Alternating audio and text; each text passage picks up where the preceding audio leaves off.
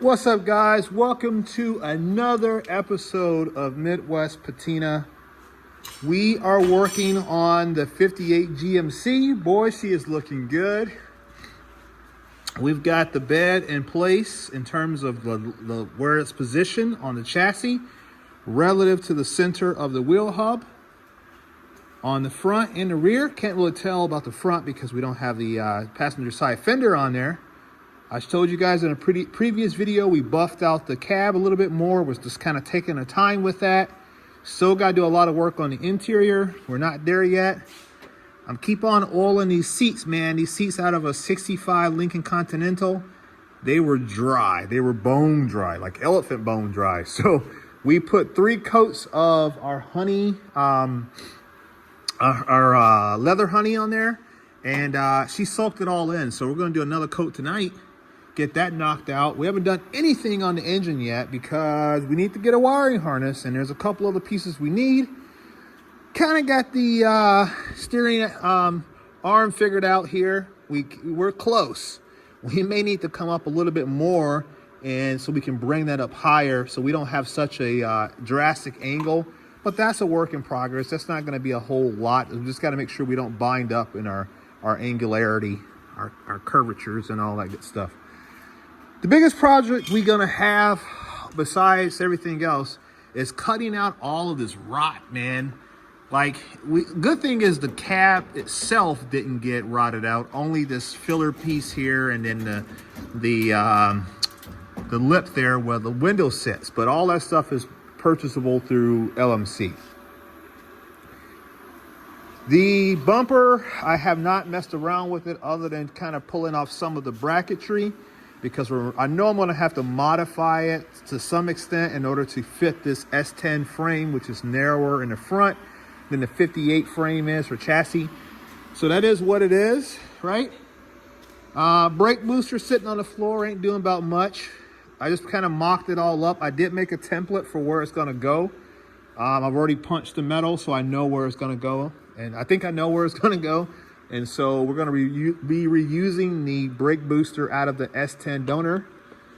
The driver's side, I don't know yet. I still got to do some inner fender painting. I don't know about this fender yet. Like, it's on there, it's painted just to kind of like get the look of it. But I got a deal up in Ohio, in Dayton, Ohio, that I could get 2 fenders, which are much nicer than what I have on there right now, and for $500. So I guess that's something I need to consider, whether or not I'm going to jump on that or not. I need a fender regardless, right? I can't cruise around with it like that. So I need a fender on it. So I guess got to decide if I'm going to go new or not. I don't really know yet. We're working on the front cowl support or radiator support bracket, filler piece, whatever you want to call it. So if you guys remember, all of this was rotted out, right? Just like on the other side here. It was all rotted out, and so we started filling it in. Now, this is going to be filled in with some metal. We do have some low spots and things of that nature. But this was the first side that I did. I've learned since then, which was just simply yesterday. We're going to end up doing some fiberglass filler and smooth it all in. You won't even know. And it's hitting primarily anyway. This side, we did a lot better. We utilized the Vevor slip roller, the 24-inch slip roller. Shout out to Vevor. To get the form that we needed, right? That curvature. We utilized a block of wood and a stretching body hammer so that we can stretch the metal where we need it to do it. It's got the dome profile. That's what you use for stretching. And we kind of got our, because a lot of these pieces have a multiple curvature. They'll have like a, an X and then a Y. And you just have to kind of maneuver it and manipulate it and such to get the angles that you're trying to achieve, or the profile. So I started filling in this. I've actually filled it in on the back a little bit too here. Gives it some extra strength and rigidity. I've flowed it into this existing piece here, and I'm just kind of getting everything smooth out. This side will get a little bit of a skim coat of body filler as well, and it'll look pretty. I forgot to do the corner. Now, I did a pretty decent edge break on this side over here. As you can see, very crisp. But on this side here, I was my brother was over here and we were laughing and chit-chatting and I freaking forgot about it. So I don't know if I may zip that off and then just reprofile it. I may not. I don't know. Now, important enough, I need to get this mounted on the truck because this will tie in to the fender. And I need to make sure that everything's going to line up like it needs to. So we're going to be assembling the front of the truck probably tomorrow as much as we can, including this piece here. I got to fill in this piece down here at the bottom. So I'm going to work on that. I'm going to throw a couple more tacks here. I'm not going to throw a lot because I don't want to warp this too much. I got a couple back here. I need to throw a few more in and I'm going to call it good. And then I'll show you guys where we're at. So let me go ahead and get a piece prep for this here and then we'll get it welded in. All right, guys, let me show you. Let me turn off the radio real quick first. It gets really quiet out here, so I have to play music. So like I said in the first clip, I don't have the passenger side fender, so that kind of sucks, but at the same time, it is what it is. I started working on the front upper bumper support, I guess is what I refer to it as. You have an upper and a lower. The lower is right here. The upper is just sitting on there. And so I've been anxious to mock it all up to kind of see how things fit. And now, you know, people always say measure twice, cut once. Well, I foobarred it today, and I'm going to show you what I did. So let's take the upper bumper off, and we'll just set that off to the side over here. And on this side, the measurement from here, the edge here to the edge there is 14 1/8 on the money. When I came over here, I says, whoa, there's a big gap right there. And it's here. Now, granted, the bumper's kind of skewed a little bit, and I haven't finished all the portions of it, which is fine. I noticed that I had screwed up, and I measured it. It was like 13. So I'm off by like a full 1 1/8 or something like that. So I have to add more material on here to get that all to fit. That's whatever. It's just metal. It's, you know, you just put more material in there. Let's call it a day. So I'm not terribly concerned about that, but I just want to show you guys and when I put the tape measure on here and measure it from the edge here to the edge of what's left of this piece, it's 14 1/8. So I know that that side is right and this side was done wrong. So it is what it is. You know, we'll get in here. We'll get it all fixed. I got to bend that down a little bit. I don't like the way that's pointed up. But we'll get that fixed. We'll get this all hammered down and all that kind of stuff. I noticed that I had a lot of bolts and other bracketry on there that needs to come off. They just rusted out. They're going to have to be cut off, and we'll just put new hardware and kind of make it all work. But yeah, that's just part of the whole welding, the whole fabrication process, the whole assembly process that you think you got it figured out and you don't. So I thought that side was going to be a lot better because I'm like, oh man, I took my time. I thought about it. I learned from this side. The original side was the better side. It even looks better in terms of the flow right there. I can't believe I was able to mimic that curvature down pretty good. So I'm very happy about that. You can see here I use a lot of welding rod to kind of fix, you know, the fill in, because thin metal, it burns through really quick, and I'm playing around with my settings on my yes welder, and I'm still burning through. So it is what it is. So I got a couple clamps on here loosely done. I got a box of bolts, but I'm gonna have to get some more tomorrow so I can have more 5/16 3/8 drive, or 5/16 and 3/8 bolts to get everything bolted together. So I'm gonna go ahead and finish that corner, get all that welded up, and I'm not putting a lot of tack welds on it because I don't want anything to warp. The less warpage I have, the less filler I need to use, fiberglass and Bondo. So the fiberglass with the resin to thin it out, and hardener, which is what I learned from Bad Chad.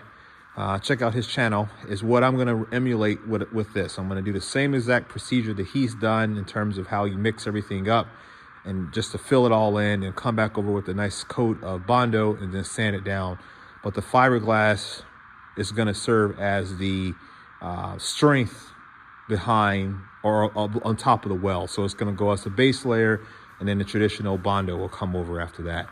But anyway, I got a plan on that, so that's going to be cool. I'm really proud at the fact that instead of buying a $289 piece, I think it's what we priced it out today, for that whole piece is $289. Now I can easily go out there and buy it and from LMC and have it here in a week. It was more important for me, for my growth on this bill, to repair this piece than to buy it. You know, I mean, I got a big shop. I got lots of tools and equipment and all kinds of stuff all the way around. We've not even done a shop tour yet. I even have a whole piece of equipment. I can make my own decals and labels and all that kind of stuff. I have a lot of stuff that I've not used. So it was important for me to test my skills and repair this fender as best as I can and learn from it. I've built trucks. I rebuilt the GMC Sonoma. I've rebuilt the Z71 pickup truck that I still drive today. I completely built a BMW, basically everything, all new body, suspension, all that kind of stuff. You guys seen it? You don't believe me? Check out my Instagram, check out my YouTube channels, and all the evidence is there, so I'm not lying to you. So it was important for me to do this because it was one more step in the ladder, the rung of the ladder, to prove that I could get this done. And if we're going to be doing a channel dedicated to it, I want you guys to feel confident that I can do it and that you can learn from what I do and you can emulate it and do it too. Okay, so enough of the soapbox. That shit looks good though. Look at that. I mean, you've got a jack on there and a jack stand, but it's coming around, guys. It's coming around. I like it. So it makes me happy just to see it. Sometimes you gotta like put stuff together, even though it's not done, in order to keep the motive, the momentum, and keep the spirit alive. You got to kind of assemble it and take a minute to look at it. Some people will say, well, why did you clean the body up and do all the paint work and buff it all out? I said, because I needed to see what I envisioned. I'm not a very good visionary. So I have to put things in front of me and make it tangible for me to be able to kind of see the end goal. So assembling a truck, getting the wheels done, not rushing, but getting them done, and getting the fenders and the doors adjusted and the paint buffed out and all that kind of stuff matters to me personally because it lets me see what it is that I'm working on. I think I got to cut this short because I don't think I can do long videos on my new channel. So I think I'm going to be done for tonight. I'm kind of tired. I don't know. I got to think about it. I kind of want to just take this all in and think about it overnight. And I think if I disassemble it and start working on that piece, I don't know. Maybe I should just go ahead and freaking do it. I don't know. Because I need to see it and get it done. But I kind of want to go inside and rest too. I don't know.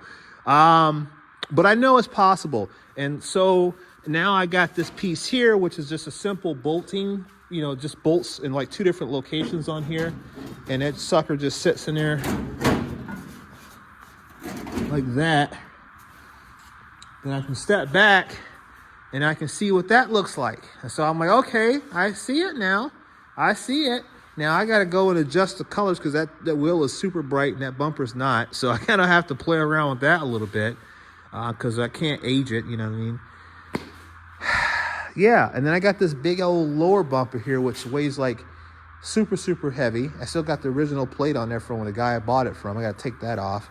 I got to clean all the stuff. I got to get that out and get some SOS pads and clean up the metal. Maybe when I throw a SOS pad on it and wipe that white down, maybe a lot of that, the brightness will come back.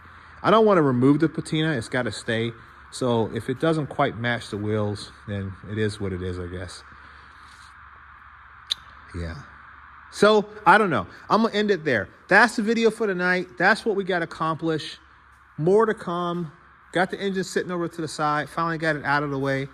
And we're getting the front end done. So I got to get a fender.